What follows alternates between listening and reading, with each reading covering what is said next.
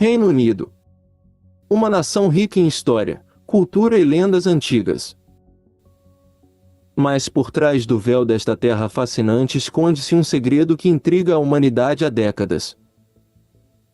Em todo o Reino Unido, os relatos de avistamentos de OVNIs multiplicaram-se, gerando curiosidade, medo e descrença. Encontros imediatos, supostas evidências fotográficas e testemunhos extraordinários nos levarão a explorar o inexplicável em busca de pistas que possam finalmente esclarecer esses mistérios celestes. Os avistamentos de OVNIs na Grã-Bretanha têm uma história rica e honrada, sendo o segundo país do mundo em avistamentos relatados de objetos voadores não identificados. UFOs no Reino Unido. Dentro dos arquivos X da Majestade. Como resultado, o Ministério da Defesa britânico ou MOD desempenhou um papel importante no recolhimento e análise de relatórios de OVNIs. Basta dizer que de 1950 a 2009 o MOD administrou o projeto OVNI, uma investigação oficial sobre avistamentos de OVNIs, levando à compilação de milhares de documentos e testemunhos atualmente mantidos no Arquivo do Estado britânico. No entanto, em 2009, o MOD anunciou o encerramento do projeto, argumentando que a análise do OVNI não tinha valor de defesa no Reino Unido. Desde então, o governo britânico deixou de recolher oficialmente relatórios e investigar avistamentos de OVNIs. Apesar disso, organizações independentes e entusiastas do fenômeno continuam a relatar avistamentos na Grã-Bretanha. Existem grupos de pesquisa como o BUFORA, um acrônimo para a Associação Britânica de Investigação de OVNIs, que continuam a recolher informações e a investigar estes casos. É importante sublinhar que a maioria dos avistamentos de OVNIs relatados ao longo do tempo podem ser explicados de forma racional. É de fato muito comum que fenômenos naturais, aeronaves convencionais ou outros objetos terrestres podem ser confundidos para naves espaciais de outros mundos. E este fenômeno, embora pareça improvável, é na verdade muito mais comum do que pensa a opinião pública. Isto é explicado e apoiado pelo fato de a sociedade em que vivemos há anos introduz imagens de visitantes alienígenas prontos para descer à Terra através de fontes voadoras na cultura pop. No entanto, ainda existem casos incomuns e inexplicáveis que permanecem abertos à interpretação. Mas por que o Reino Unido é um grande ponto de acesso para avistamentos de OVNIs? A resposta, segundo alguns especialistas, pode ser encontrada na história do país, que embora hoje tenha perdido grande parte da sua influência no mundo e o seu império tenha caído, houve um tempo em que os britânicos representavam uma grande potência, talvez a única superpotência mundial. Ao longo dos séculos, a Marinha Real Britânica tem sido uma das marinhas mais poderosas do mundo, permitindo ao Reino Unido proteger a sua influência e proteger os seus interesses marítimos em todo o mundo. Durante a Era Vitoriana, a Marinha Britânica dominou os mares, garantindo o controle das rotas comerciais e estabelecendo bases e colônias em diferentes partes do globo. O sol nunca se põe no Império Britânico. Este foi o lema que melhor representou a realidade de um domínio colonial que se estendia por 17 milhões de quilômetros do extremo sul da Nova Zelândia até a Ilha Rainha Elizabeth, entre o Canadá e o Círculo Polar Ártico. O domínio da coroa britânica sobre vastas áreas do planeta durou 2 séculos, projetando-se na primeira metade do século XX, ou no período que teria visto o mundo mudar para sempre em apenas 50 anos. Durante ambas as guerras mundiais, o Reino Unido obviamente desempenhou um papel de liderança. Durante a Segunda Guerra Mundial, em particular, a Força Aérea Real Britânica lutou com valor e determinação na defesa da nação e na libertação da Europa do nazifascismo. Posteriormente, durante a Guerra Fria, desempenhou o papel de aliado preferido dos Estados Unidos contra a União Soviética, desenvolvendo tecnologias complexas de espionagem e alcançando status de potência nuclear, uma nação que possui o seu próprio arsenal atômico. E embora formalmente o Império tenha terminado em 1997 com a cessão de Hong Kong à República da China, o Reino Unido ainda mantém uma influência global significativa. As Forças Armadas Britânicas estão equipadas com equipamentos avançados e classificados para missões de manutenção da paz, operações antiterroristas e treinamento de forças locais em diferentes partes do mundo. Além disso, o Reino Unido é membro permanente do Conselho de Segurança das Nações Unidas, conferindo-lhe um papel influente na supervisão das políticas de segurança internacional. Talvez seja por todos estes fatores que durante o século XX, esta nação de pouco mais de 200 mil quilômetros quadrados transformou-se num ponto ativo para fenômenos aéreos não identificados, perdendo apenas para os Estados Unidos da América. Mas o que está por trás desses avistamentos de OVNIs? Aviões espiões alemães durante as duas guerras mundiais ou russos durante os mais de 40 anos da Guerra Fria, ou mesmo testes de caças-bombardeiros inovadores a serviço de Sua Majestade, e finalmente a teoria mais sugestiva e imaginativa: por que não poderiam ser navios vindos de outros mundos? Mas para esclarecer o que voa pelos céus do arquipélago britânico, temos que dar um passo atrás na história, quase 1000 anos. O primeiro avistamento de OVNI na Grã-Bretanha remonta pelo menos ao século XII, quando um grupo de peregrinos religiosos no sudoeste da Inglaterra relatou ter visto um dragão flamejante, arrotando fogo, emergindo do mar, e depois voando e desaparecendo nos céus. Obviamente, ninguém conhece os detalhes deste evento, e é claro que é impossível chegar a uma explicação do que esses peregrinos realmente viram. 6 séculos depois, um documento elaborado pelo médico britânico Cromwell Mortimer em 1746 tornou-se conhecido sob o título de Carta sobre as Bolas de Fogo Avistadas em Londres. Cromwell era o secretário da Royal Society na época, e enquanto voltava para casa na área de Westminster do centro de Londres, ele observou uma bola de luz no céu. Ele desenhou um esboço do objeto misterioso e o publicou vários anos depois no Transações Filosóficas, volume 43 de 1746. Ele escreveu: quando eu voltava para a casa da Sociedade Real para Westminster na quinta-feira, 16 de dezembro, 1742 às 20h40, mais ou menos no meio do desfile no St. James' Park, vi uma luz surgir por detrás das árvores e das casas no sul de West Point, que inicialmente considerei um grande foguete. Mas quando atingiu a altura de cerca de 20 graus, tomou um movimento quase paralelo ao horizonte, mas acenou dessa maneira e seguiu para o norte pelo ponto leste sobre as casas.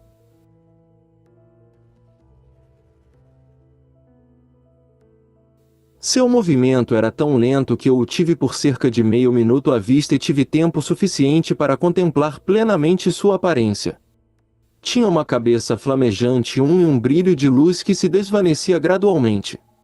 Deve-se notar que no contexto histórico do século XVIII, avistamentos de fenômenos aéreos incomuns ou inexplicáveis eram frequentemente descritos como bolas de fogo ou fogo corredor. Estes fenômenos foram frequentemente associados a crenças populares, superstições e interpretações religiosas. Hoje, a explicação para este evento provavelmente poderia ser atribuída a raios esféricos ou à passagem de um meteoro. É interessante notar que, embora o artigo de Mortimer de 1746 não se refira especificamente aos OVNIs tal como os entendemos hoje, representa, no entanto, um exemplo histórico do avistamento de um fenômeno aéreo incomum, e é intrigante observar as interpretações e explicações que as pessoas poderiam atribuir a tais avistamentos na época. Ao longo dos séculos, outras histórias relacionadas com objetos estranhos no céu foram transmitidos no folclore britânico. No entanto, relatos detalhados de avistamentos de OVNIs começaram a aumentar no século XX. Um dos primeiros casos notáveis ocorreu em Porton Down em Wiltshire em 1909, onde um grupo de testemunhas relatou ter visto um objeto misterioso no céu noturno descrito como uma estrela brilhante. No entanto, o governo imperial durante todas as primeiras 4 décadas do século XX não prestou atenção a estes testemunhos dos seus cidadãos. Para termos um primeiro reconhecimento oficial do fenômeno OVNI, teremos que esperar até 1944, um ano crucial para o destino da guerra e do Reino Unido.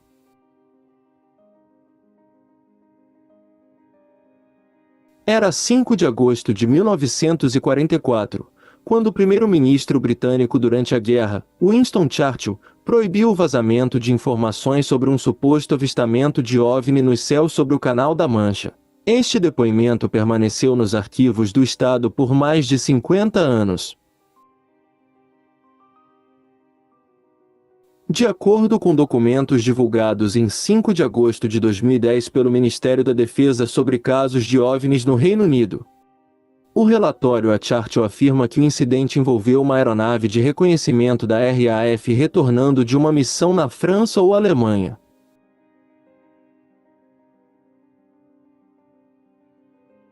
Presume-se que a aeronave estava sobrevoando ou se aproximando da costa do Reino Unido quando foi repentinamente interceptada por um estranho objeto metálico, que teria seguido seu curso e velocidade por um período de tempo antes de acelerar e desaparecer. A tripulação do voo supostamente tirou muitas fotos do objeto, que eles disse ter ficado muito intrigada com sua aeronave até mesmo aproximando-se e circulando com liberdade de movimento e graça, que não era comum em aeronaves pesadas da época. Deve-se notar que, embora este caso tenha sido tornado público, as fotos do suposto objeto voador nunca foram divulgadas, e este é certamente um detalhe que aprofunda o mistério. Durante a década de 1950, à medida que o interesse público pelos OVNIs aumentava, o governo britânico lançou o Projeto OVNI, mais tarde conhecido como Projeto Condig de 1996 a 2000 para investigar avistamentos de objetos voadores não identificados e coletar informações. Somente em 2006 a informação recolhida nestas décadas foi divulgada através da publicação de um relatório intitulado Fenômenos Aéreos Não Identificados na Região de Defesa Aérea do Reino Unido. Durante este período, vários avistamentos foram registrados em todo o país, incluindo a famosa observação por um piloto chamado James Howard, que afirmou em 1954 ter visto um disco voador sobre a Escócia. Tal como aconteceu com o avistamento sobre o Canal da Mancha, ele também relata ter notado um objeto prateado com formato triangular. Desta vez, teria acompanhado seu avião de transporte militar por alguns quilômetros voando bem perto, e então, sem fazer barulho, voou em alta velocidade, desaparecendo nas nuvens. Como podemos constatar, ao contrário do que aconteceu nos Estados Unidos da América, a maioria dos OVNIs no Reino Unido foram avistados por membros da Força Aérea. Mas nem todos esses fenômenos são vistos pelo olho humano, alguns também aparecem em radares de monitoramento aéreo, como o famoso incidente de Lakinhat-Bentuaters. Às 21h30 do dia 13 de agosto de 1956, a base da Força Aérea de Bentuater em Suffolk detectou um sinal que parecia ser uma aeronave se aproximando da base no mar. A velocidade deste sinal foi estimada em centenas de quilômetros por hora, mas, além deste, havia outros sinais menores e mais lentos vindos do nordeste. Sob o olhar confuso dos operadores de radar, eles se fundiram em um sinal maior antes de desaparecerem rapidamente para o norte. Pouco depois, outro sinal apareceu e moveu-se rapidamente de leste para oeste. Para investigar o incidente, um instrutor de caçabombardeiro T-33 do 512º Esquadrão Interceptador de Caças decolou transportando os tenentes Charles Mattis e Andrew Hove a bordo. Eles foram encarregados de investigar os contatos do radar, mas depois de vários voos de reconhecimento eles não conseguiram ver nada na área e foram posteriormente chamados de volta à base. Cerca de 1 hora depois, mais precisamente às 22h55, um novo sinal foi detectado aproximando-se do leste. Incrivelmente, parecia atingir uma velocidade entre 3.000 e 6.000 km por hora, e em poucos segundos teria passado sobre a base antes de desaparecer, apenas para reaparecer a oeste. Enquanto isso, observadores estacionados no solo na torre de controle viram uma luz branca pairando em toda a base. Além disso, o piloto da aeronave de transporte militar C-47 voando a uma altitude de 1.200 metros acima da base relatou ter visto uma luz semelhante passando sob sua aeronave. Todos esses eventos ocorreram próximos uns dos outros. Após receber uma notificação, a base de Lagniappe, localizada a aproximadamente 60 km a noroeste de Bento-Aires, foi colocada em alerta máximo.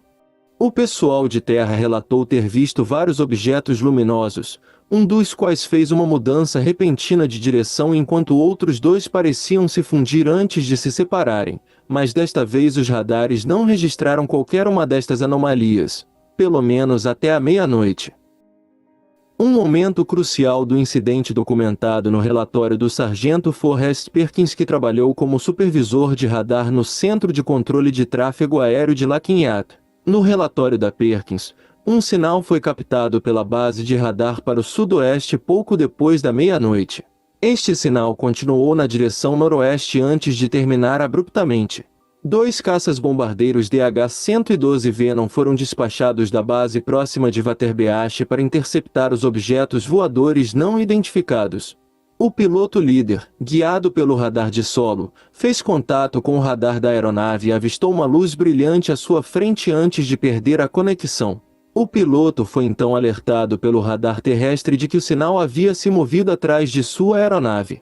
Apesar das manobras evasivas do piloto, o avião foi perseguido pelo sinal misterioso por 10 minutos. O piloto relatou não ter contato visual e também relatou que o sinal foi captado pelo radar da aeronave por um curto período de tempo antes de seguir em direção ao norte e desaparecer completamente. Nas primeiras horas da manhã, os radares de Lagniappe captaram outro sinal cerca de 40 km a sudoeste de Bento-Aires, que se moveu na direção noroeste e depois parou. O sinal foi o único detectado pelos radares das duas bases. Foi solicitada a intervenção de outras aeronaves, mas este sinal desapareceu muito rapidamente. Daquele momento em diante não houve outros. Dos anos 50, que foi um período muito difícil para os cidadãos britânicos, dominados pelas dores de uma enorme crise econômica do pós-guerra, passamos para os anos 60. Um período de mudança e de desenvolvimento que levaria à gênese de uma nova nação capaz de exportar as suas artes e cultura, da música ao cinema em todo o mundo. Mas neste clima de renovação nas cidades, o campo permaneceu ancorado a esses direitos e valores tradicionais, e é aí mesmo, nas pequenas aldeias onde surgiram histórias que ainda fascinam os entusiastas dos mistérios. A coisa de Warminster. Um dos avistamentos mais conhecidos da década de 1960 ocorreu em Warminster, Wiltshire, onde diversas pessoas afirmam ter visto objetos e ouvido ruídos estranhos vindos do céu. Este fenômeno, conhecido como a coisa Warminster, atraiu muita atenção da mídia e levou à chegada de numerosos ufólogos à área. Os avistamentos de objetos voadores não identificados em Warminster começaram em dezembro de 1964, quando 2 policiais afirmaram ter visto uma enorme bola de luz no céu noturno. A partir desse momento, vários avistamentos semelhantes ocorreram, com relatos descrevendo objetos voadores de diferentes formatos e tamanhos. O que tornou o fenômeno Warminster particularmente intrigante foram os sons estranhos que muitas vezes acompanhavam os avistamentos.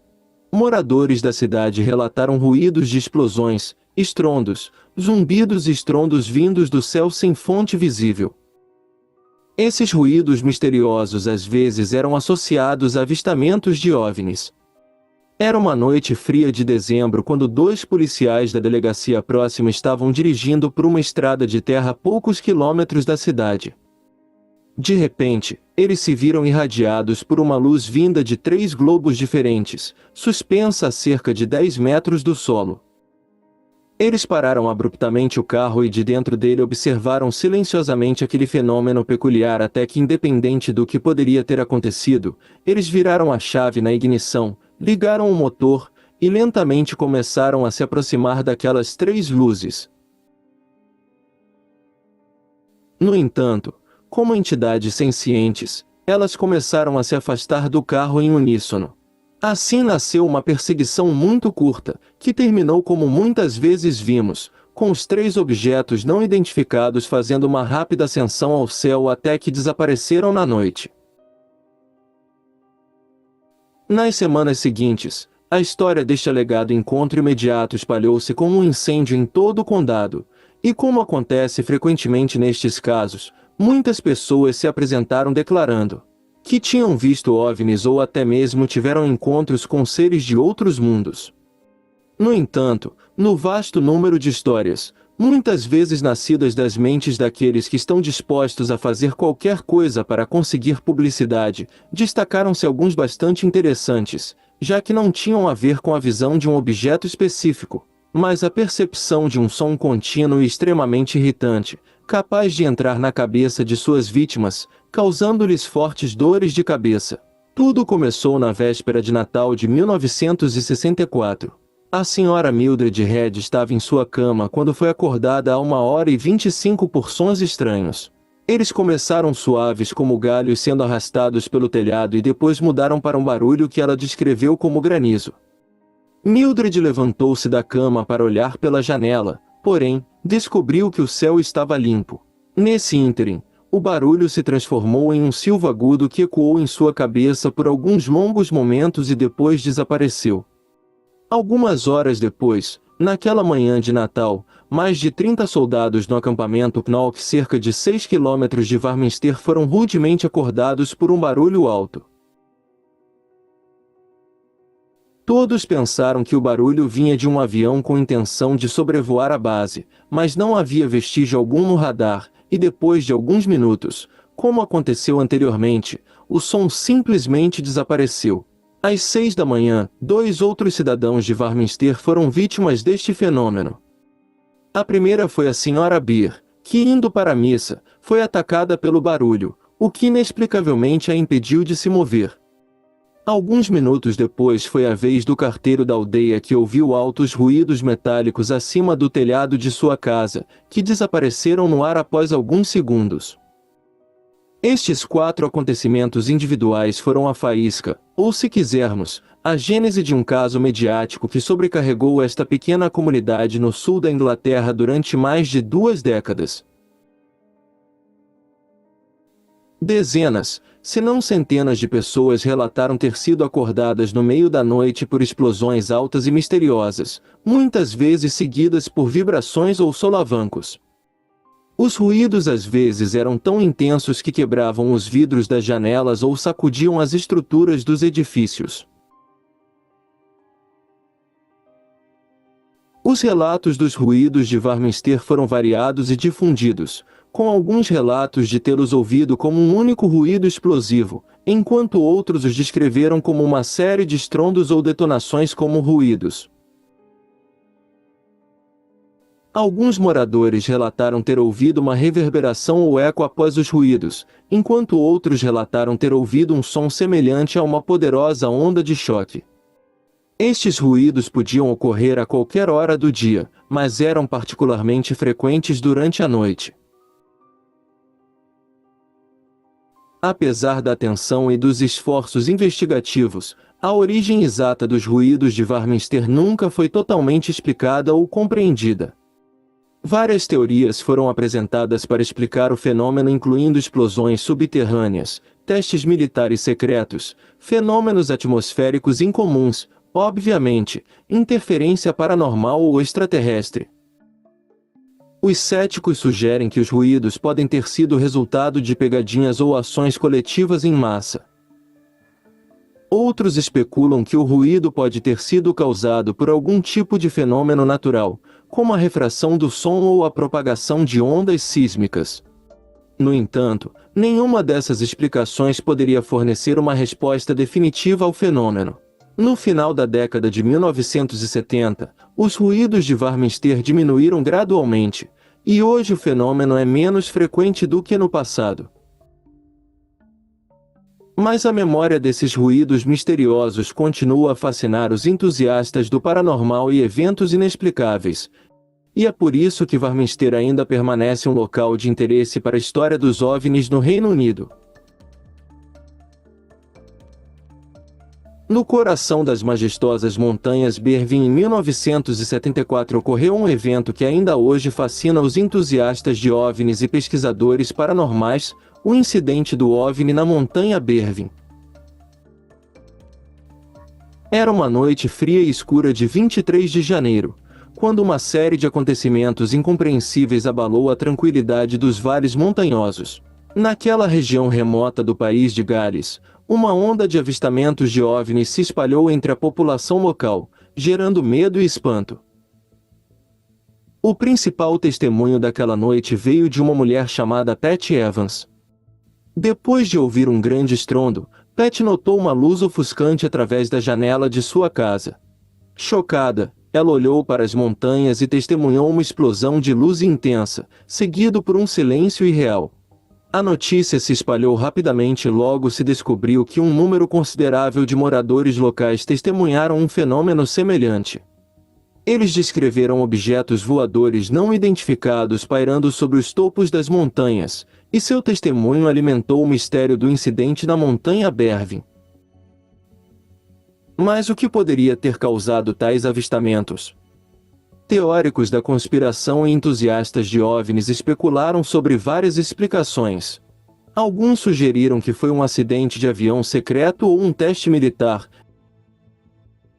enquanto outros foram mais longe, alegando que foi um encontro com uma espaçonave extraterrestre. As investigações oficiais, no entanto, apresentaram uma explicação diferente. As autoridades disseram que o evento provavelmente estava ligado a um terremoto de magnitude 3,5 que ocorreu na região naquela mesma noite. Foi levantada a hipótese de que a luz brilhante e o rugido poderiam ser explicados por um fenômeno sísmico como uma espécie de flash sísmico. Mas esta explicação oficial não agradou o interesse público. O mistério da montanha Berwyn persiste até hoje, com alguns ufólogos convencidos de que as evidências foram encobertas ou retidas pelo governo britânico. As teorias da conspiração sugerem que o incidente foi um encobrimento para esconder a verdade sobre encontros extraterrestres. Este incidente foi chamado de Roswell da Grã-Bretanha, tanto que o jornal The Sun se referiu a ele em tom de brincadeira como o incidente Roswell. Este apelido brincalhão deriva sobretudo de uma teoria da conspiração específica relativo à queda do OVNI e subsequentemente ao transporte da aeronave dentro de uma base militar secreta chamada Rudloe Manor ou The British Area 51. No coração da pitoresca Wiltshire, Inglaterra, fica a base militar de Rudloe Manor, um local que tem sido objeto de especulações sobre OVNIs e teorias da conspiração. Segundo os ufólogos mais apaixonados, esta base teria desempenhado um papel crucial no mistério dos avistamentos de objetos voadores não identificados. No meio das névoas envolventes, árvores antigas do interior da Inglaterra, Rudloe Manor ergue-se como uma fortaleza imponente. São paredes de pedra centenárias que escondem segredos profundos, que poucos se atrevem a revelar. É aqui que a escuridão do universo encontra o segredo escondido pelo governo. Para os ufólogos, pelo menos até 2000, ano do seu encerramento, Rudloe Manor teria sido o centro nevrálgico de uma conspiração internacional para esconder a verdade sobre OVNIs e extraterrestres. Teóricos da conspiração sugerem que a base militar hospedava laboratórios secretos onde tecnologias alienígenas foram estudadas e reproduzidas. Segundo algumas testemunhas, os arquivos de Rudloe Manor estão cheios de documentos confidenciais, vídeos e fotografias de avistamentos de OVNIs capazes de revelar detalhes chocantes sobre os segredos do cosmos. A base, segundo a teoria, também tinha ligações com outras bases militares em todo o mundo, criando uma rede secreta de conhecimento sobre OVNIs e encontros próximos.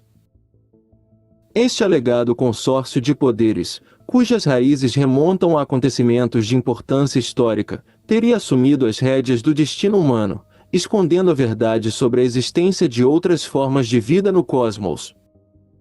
No entanto, é importante notar que estas alegações não encontraram apoio em provas concretas. Muitos céticos argumentam que os relatórios relativos a esta base são apenas histórias fictícias contaminadas pela imprensa sensacionalista que frequentemente permeia as histórias de OVNIs. Apesar disso, a aura de mistério que cerca Rudloe Manor permanece inalterado até hoje.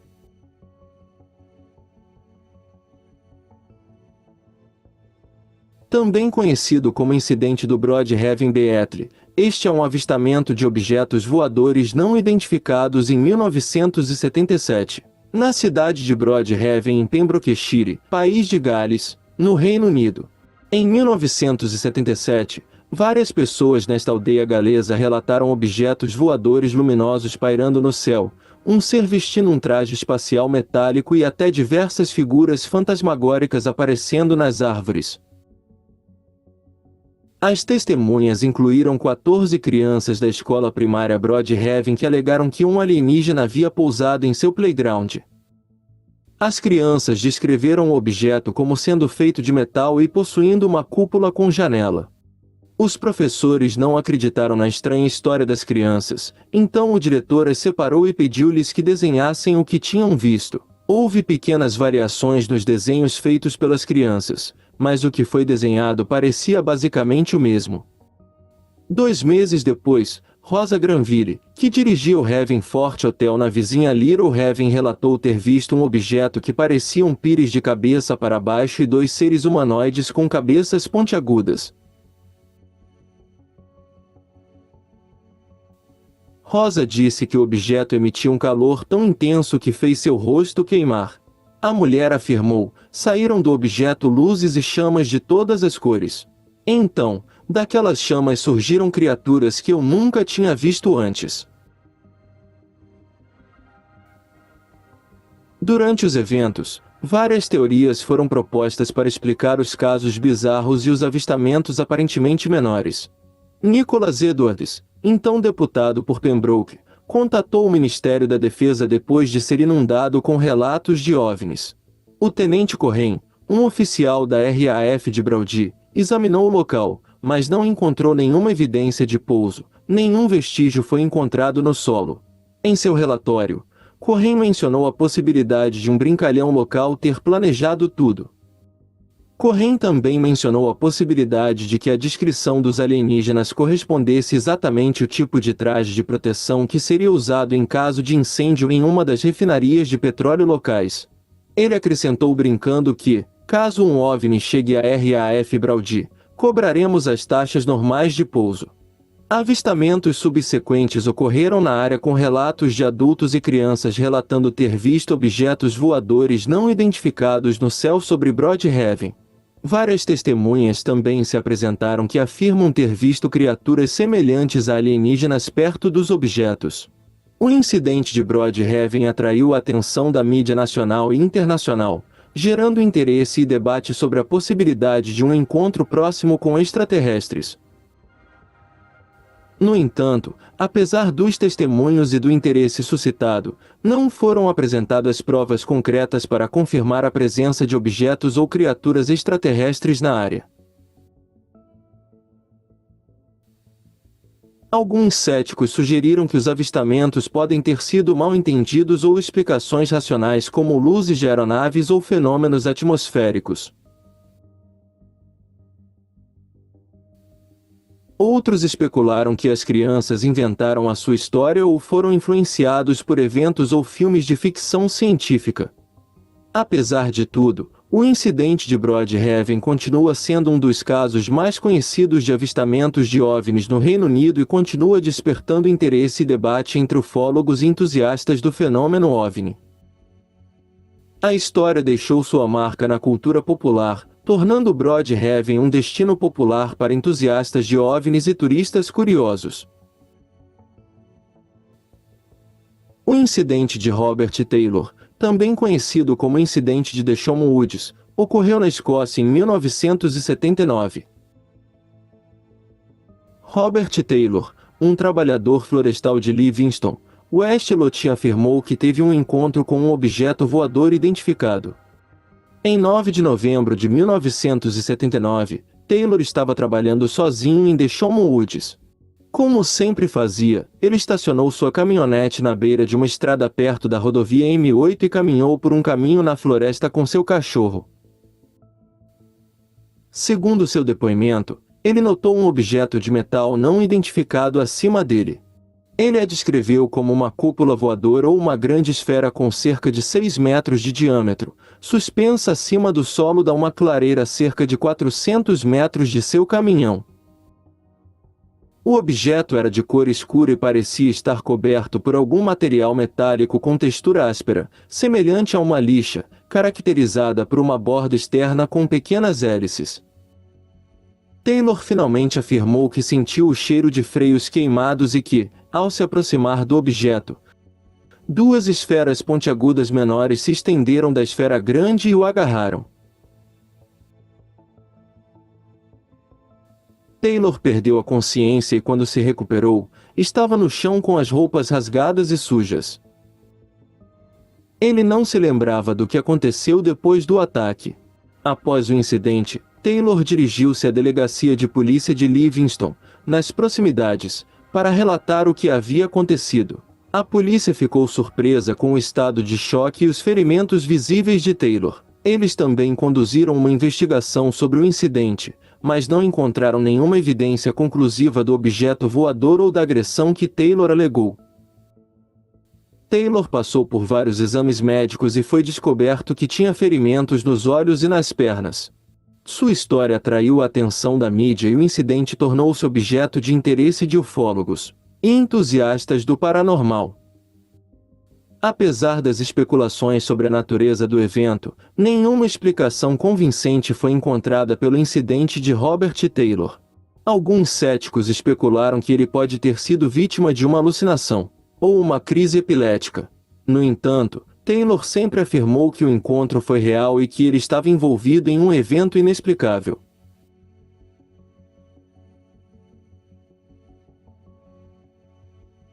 Em 6 de junho de 1980, um mineiro de carvão, Zygmunt Adamski, 56 anos, deixou sua casa em Tingley, West Yorkshire para fazer compras. O homem nunca mais voltou para casa. No dia 9 de junho, seu corpo foi encontrado em cima de uma pilha de carvão de 3 metros de altura, na cidade de Todmorden, a 32 quilômetros de sua casa. Enviado para investigar, o policial local Alan Godfrey examinou o corpo. Seu rosto estava congelado numa expressão de puro terror. Adamski estava vestindo terno, mas faltavam camisa, carteira e relógio. O cabelo de Adamski foi cortado de uma forma que Godfrey descreveu como um corte grosseiro. O jovem policial também relatou que Adamski tinha queimaduras misteriosas no pescoço, cabeça e ombros, que é de longe a característica mais perturbadora deste caso misterioso. O legista, James Turnbull, confirmou que algumas das queimaduras haviam sido tratadas com uma pomada estranha, que não pôde ser identificada pelos cientistas forenses. Falando aos repórteres, Godfrey disse que havia a possibilidade de Adamski ter sido abduzido por alienígenas. Tenho a mente aberta. Não posso descartar isso. Foram suas palavras. A verdadeira causa da morte deste pobre mineiro permanece um mistério até hoje. As teorias mais absurdas e improváveis foram atribuídas a esta nova história. Alguns alegaram que Adamski havia sido morto por agentes da KGB, outros que ele havia sido atingido por um raio, e outros ainda, que ele tinha uma dívida com alguém que evitava.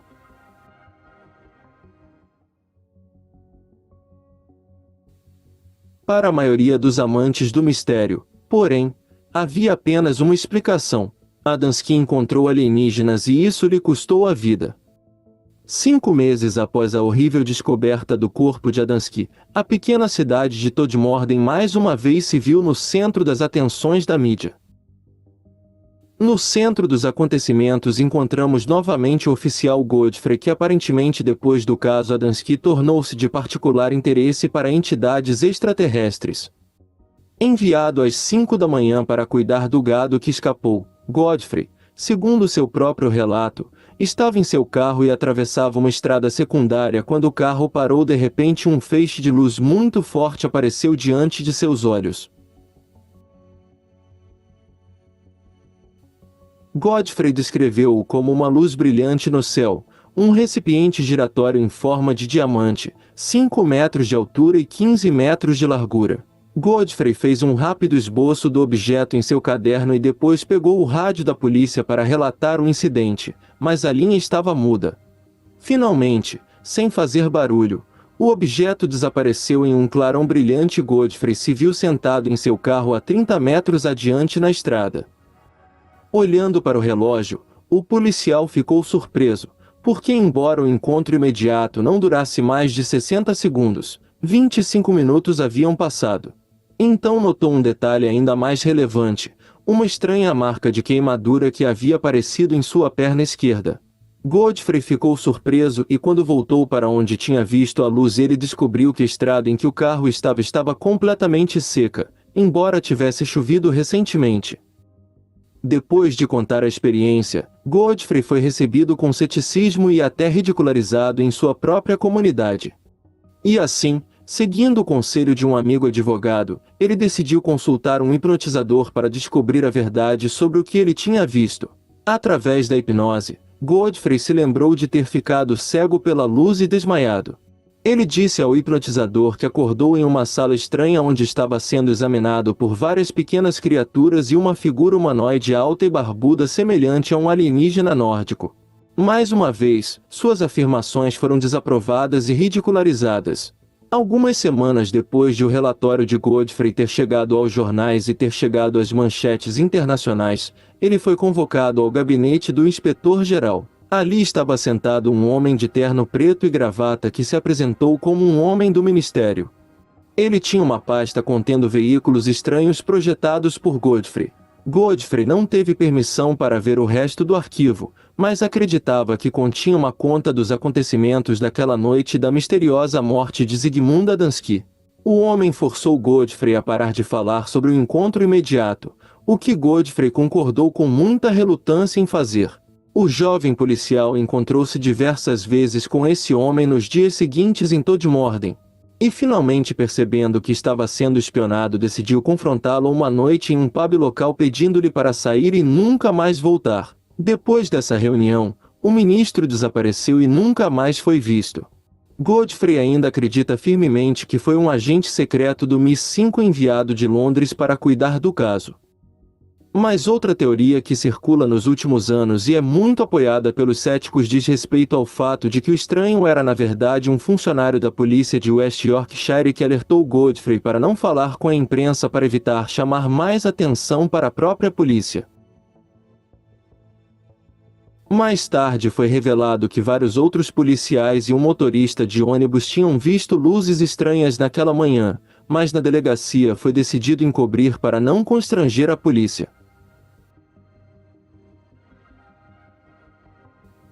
Após os acontecimentos, Godfrey foi transferido, mas nunca parou de falar sobre seu encontro imediato.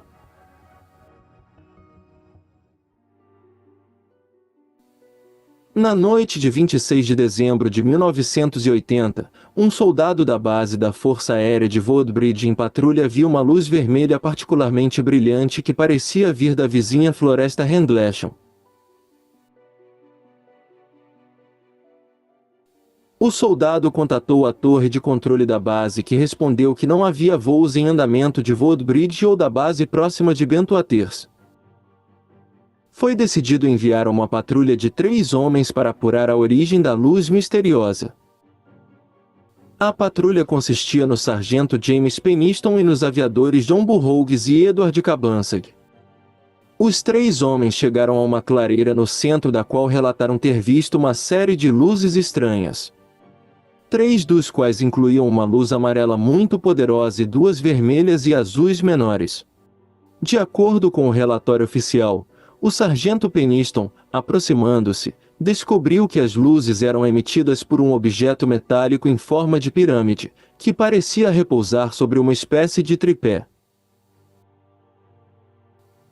De repente, o objeto subiu no ar por cerca de 1 metro, começou a se mover horizontalmente em direção à floresta com uma trajetória em zigue-zague, e então decolou verticalmente e desapareceu no ar. Uma pesquisa local realizada à luz do dia revelou 3 vestígios no solo e algum nível de radioatividade na área. 2 dias depois, no dia 28 de dezembro, o delegado da Polícia Militar da base, alertado por uma patrulha de guarda, chamado Tenente-Coronel Charles Alt, que gerenciava a base na época, em vez do comandante, foi avisado de que o radar havia interceptado o sinal de uma aeronave não identificada. Determinado a apurar a origem do fenômeno, Alt reuniu cerca de 10 homens e assumiu pessoalmente o comando da equipe. Entrando na floresta, eles perceberam que estavam isolados quando uma estranha interferência bloqueou as comunicações de rádio e posteriormente avançou na floresta. A equipe teria visto uma forte luminosidade na área onde a equipe Peniston avistou o suposto OVNI 2 noites antes.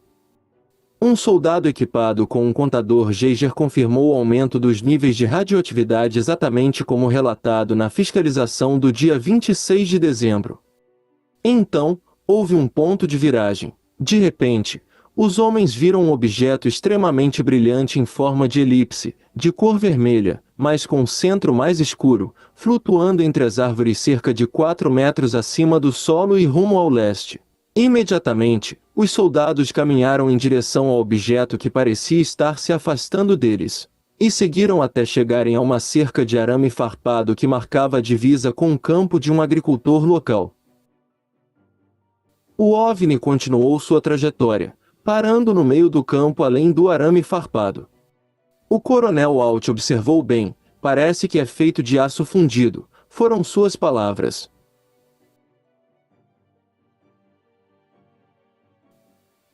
De repente, com um flash brilhante, o OVNI se dividiu em 5 objetos brancos luminosos que pairavam no céu.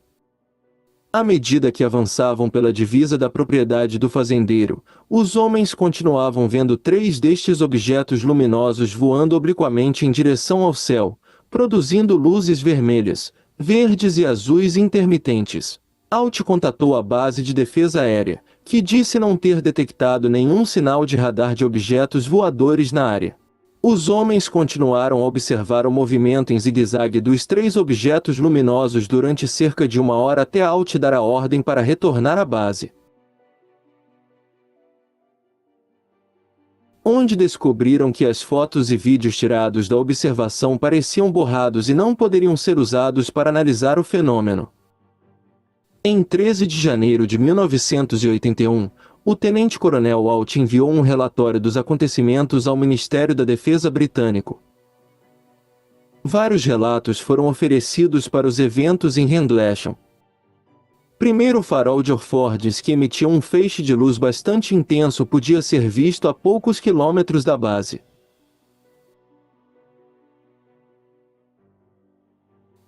Naquela noite, uma brilhante bola de fogo também foi observada voando sobre os céus do sul da Inglaterra, um fenômeno que os astrônomos atribuíram à passagem de um meteoro.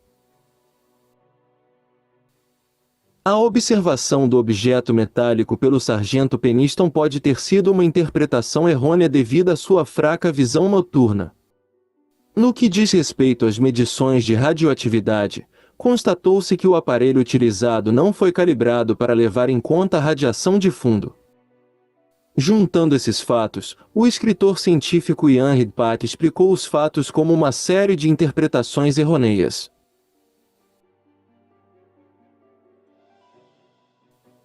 A primeira observação feita por um soldado no dia 26 de dezembro poderia estar relacionada a um cometa ou a uma bola de fogo, enquanto as observações de luz subsequentes podem estar relacionadas à luz gerada perto do farol de Orfordness. O cético Stuart Campbell concorda com a hipótese de uma bola de fogo, mas ele também deu uma explicação alternativa, avistando o farol de luz de navegação, cuja luz também seria visível do local onde ocorreram os eventos.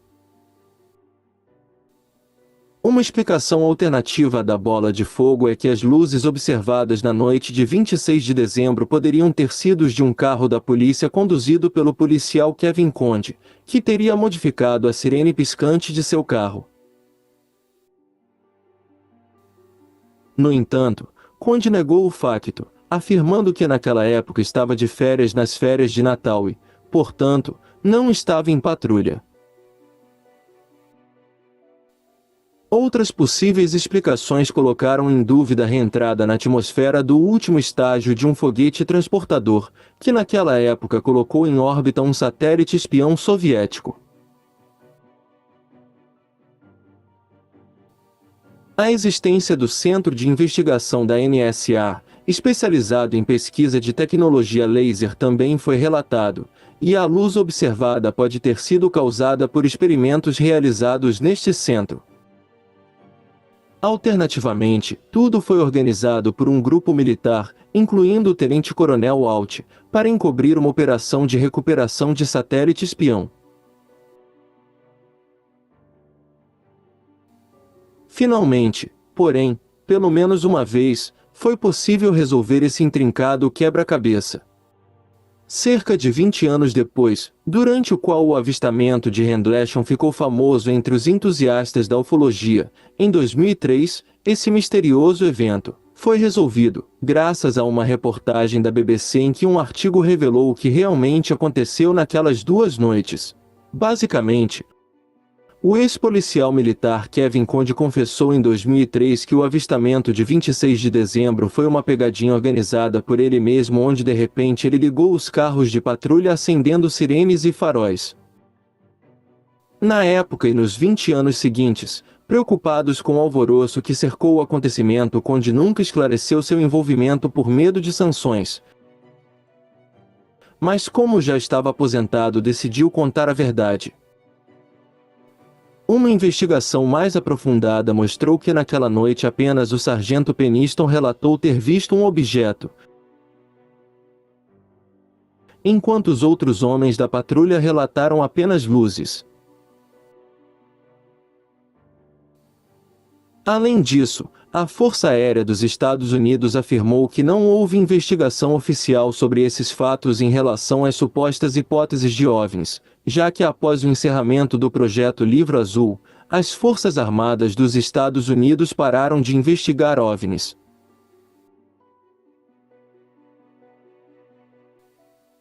No dia 1º de dezembro de 1987, um evento misterioso abalou a Pacifica e o Claymore em West Yorkshire, Reino Unido.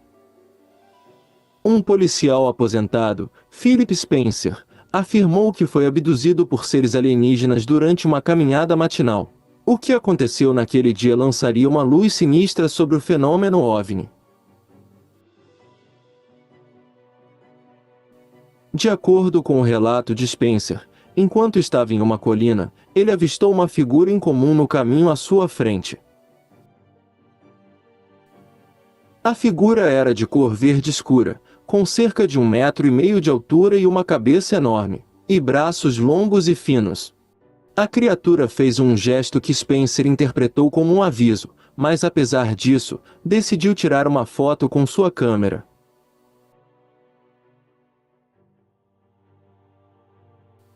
Então a criatura fugiu e Spencer a seguiu, mas se perdeu na neblina.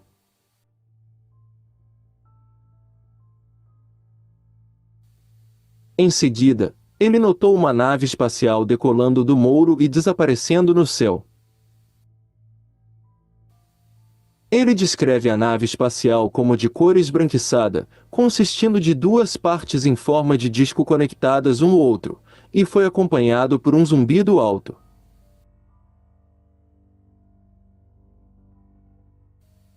Ele não conseguiu tirar uma foto da nave espacial. Após este encontro, em vez de continuar ao longo da rota planejada, Spencer foi para outra cidade, que ficava a cerca de meia hora de distância.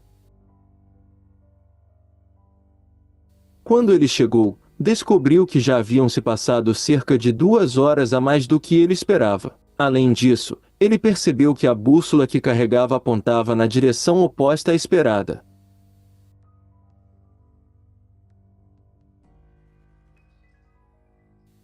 A fotografia de Spencer tornou-se imediatamente objeto de intensa especulação. Segundo ele, mostrava claramente um dos alienígenas que o havia sequestrado. Embora alguns especialistas estivessem céticos e argumentassem que a foto poderia ser o resultado de uma ilusão de ótica ou de uma farsa, outros viram isso como uma possível pista para a existência de vida extraterrestre. O incidente de Hill Claymore teve um impacto duradouro na vida de Philip Spencer. Enquanto tentava esclarecer o que havia acontecido com ele, Spencer colidiu com a dúvida, o ceticismo e o preconceito. Apesar de sua insistência, seu testemunho foi amplamente questionado, deixando o acontecimento envolto em mistério. O incidente de Hill Claymore ainda permanece em aberto sem uma explicação definir 7VA. As teorias sobre o fenômeno OVNI variam, desde a possibilidade de encontros extraterrestres reais à hipótese de fenômenos psicológicos ou mesmo uma farsa bem concebida. O mistério de Hill Claymore continua a despertar curiosidade e debate na comunidade OVNI e além.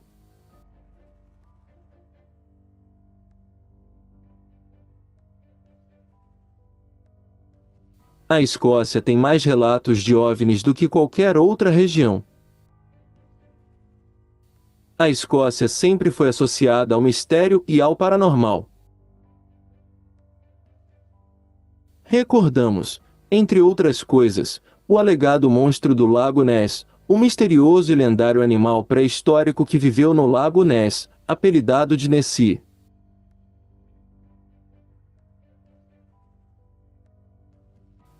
O folclore escocês está cheio de feitiços, demônios e maldições, mas em uma área da Escócia, chamada Triângulo de Falkirk, mais da metade da população relata ter visto OVNIs.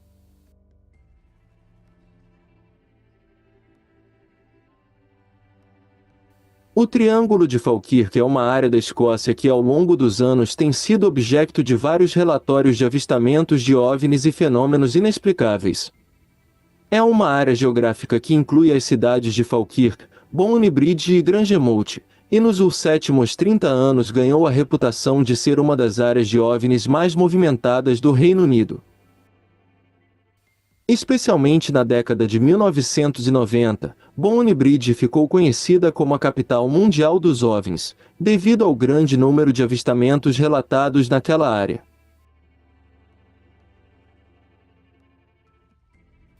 Numerosas testemunhas afirmaram ter visto objetos voadores não identificados de várias formas e tamanhos no céu de Falkirk, incluindo discos luminosos, luzes piscantes e triângulos pretos. Relatos de avistamentos de OVNIs na área do Triângulo de Falkirk têm sido tão frequentes que atraíram a atenção da mídia e ufólogos de todo o mundo. Alguns ufólogos argumentam que a concentração de avistamentos de OVNIs nesta área pode ser devido a fatores geográficos, como a atividade das linhas de energia ou a presença de campos magnéticos. A área geográfica específica abrange 1.295 km², e como já mencionado, tem a forma de um triângulo isósceles com seus vértices localizados nas cidades de Falkirk ao norte, Glasgow ao oeste, e Edimburgo a leste. A cidade mais afetada por este tipo de atividade é, sem dúvida, Bonnybridge. Bonnybridge é um pequeno povoado na área do concelho de Falkirk, na Escócia. Situado 6 km a oeste de Falkirk, 8 km a nordeste de Cumbernauld e 13,4 km ao sul a sudoeste de Stirling, a cidade também abriga os restos mortais de Rolf Castle Fort, a mais intacta das fortificações romanas sobreviventes localizada a sudeste de Bonnybridge, onde tudo começou. Era 1992 quando James Walker observou luzes incomuns no céu a caminho de casa. Inicialmente, ele acreditava que eram estrelas simples, mas observando seu movimento e posterior transformação em uma forma triangular, ele ficou surpreso. Após este incidente, os relatos de avistamentos de OVNIs em Bonnie Bridge aumentaram 100 vezes. O polícia local, Billy Burhanan, começou a receber um número crescente de relatórios sobre supostos avistamentos de OVNIs. À medida que a frequência destes relatórios continuou a aumentar, Burhanan achou necessário abordar o fenômeno. Ele escreveu uma carta à rainha, ao primeiro-ministro e ao Ministério da Defesa, pedindo para esclarecer esses estranhos acontecimentos. Obviamente ele não foi ouvido, mas a peculiaridade dessa história trouxe ampla publicidade, fazendo com que uma onda de pessoas se apresentasse, alegando ter testemunhado avistamentos de OVNIs na região. Sem dúvida, Craig Malcolm foi uma parte graças às suas gravações de estranhos OVNIs cruzando o céu, aproximadamente 16 horas em 1993. Das testemunhas cruciais na área, em vídeo. Escocês sem qualquer interrupção por Craig organizou reuniões com pessoas que pensam como você e passei noites inteiras com eles tentando documentar evidências da existência de OVNIs. Tal como Craig, Billy Burhanan também se entregou à missão pessoal de tentar explicar esses estranhos fenômenos, chegando a uma conclusão surpreendente. Sem dúvida, o que quer que estivesse acontecendo nos céus da Escócia, não poderia ser atribuído à origem humana. Com o tempo e o advento da internet, obviamente a história relativa a este ponto cresceu dramaticamente, gerando também um grande número de teorias da conspiração, entre os quais, certamente o mais interessante, fala de uma instalação militar secreta, uma espécie de Área 51 britânica, onde realizariam experimentos em aeronaves de sétima geração com base em fontes voadoras recuperadas ao longo dos anos pelo governo de Sua Majestade. Outros avistamentos tornaram-se conhecidos através da divulgação faseada, entre 2008 e 2013, dos relatórios de avistamentos de OVNIs do Ministério da Defesa pelos Arquivos Nacionais.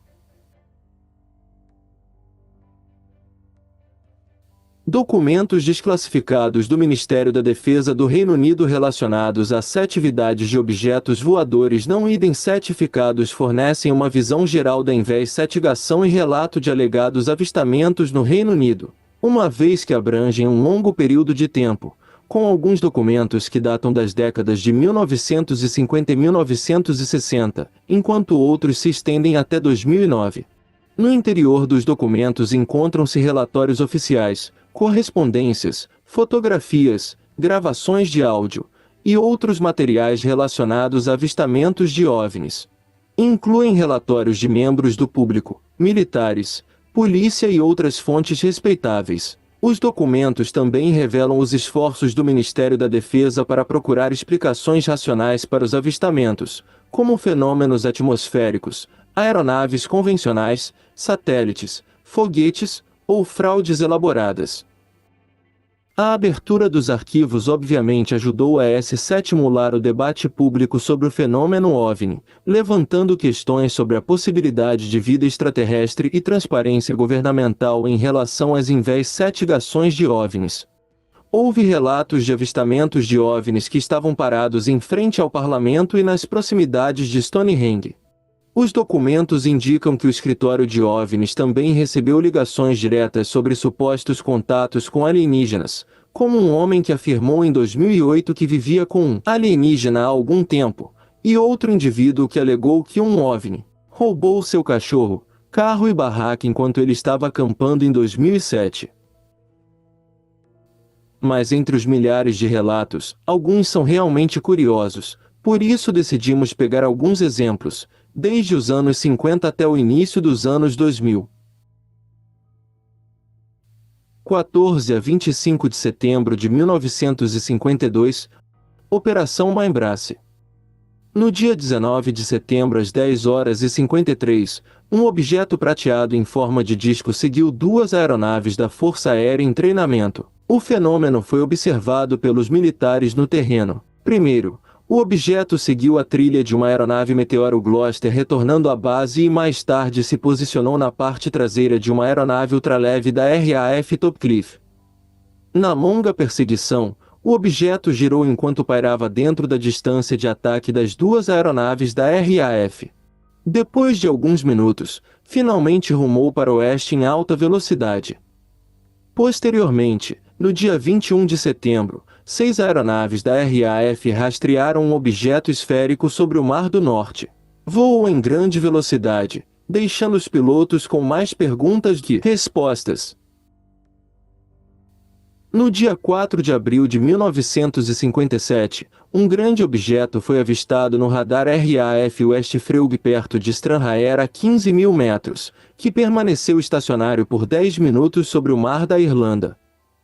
Moveu-se verticalmente até 21.000 metros e também foi rastreado por radar em Ardwell. O objeto em forma de charuto foi descrito como sendo tão grande quanto um navio de carga e foi observado fazendo uma curva fechada que era aerodinamicamente impossível.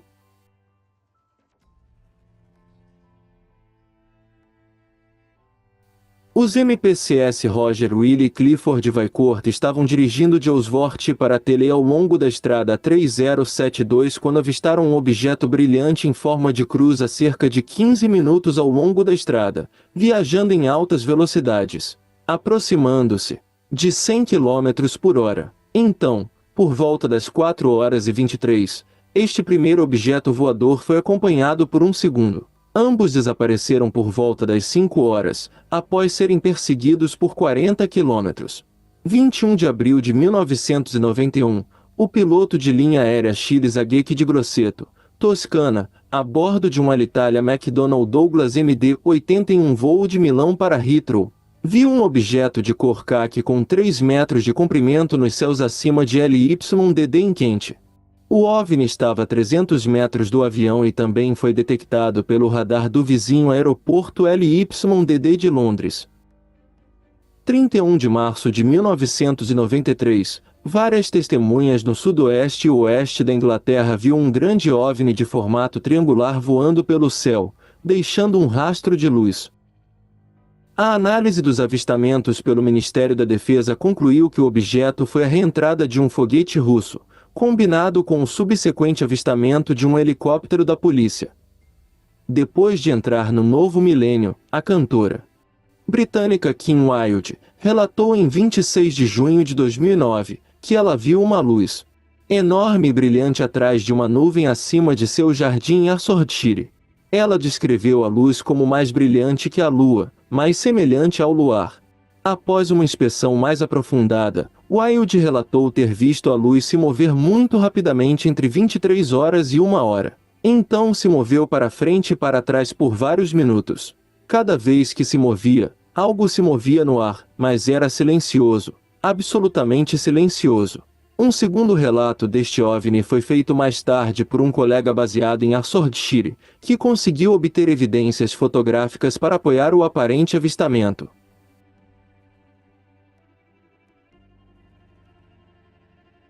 Em conclusão, este documentário ofereceu uma visão aprofundada e envolvente sobre o fenômeno dos avistamentos de OVNIs e os arquivos governamentais desclassificados relacionados ao Ministério da Defesa do Reino Unido.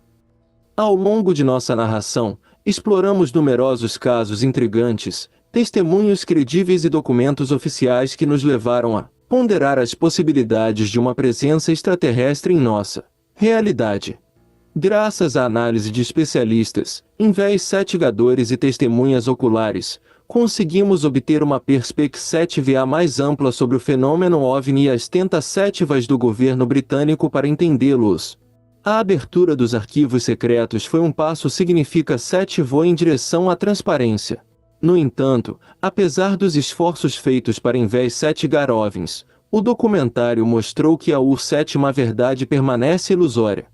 Muitos dos avistamentos não podem ser explicados de forma convincente, deixando espaço para teorias, conjecturas e uma sensação de admiração pelo mistério do desconhecido. O que emerge claramente é que o fenômeno OVNI ainda merece atenção e mais pesquisas.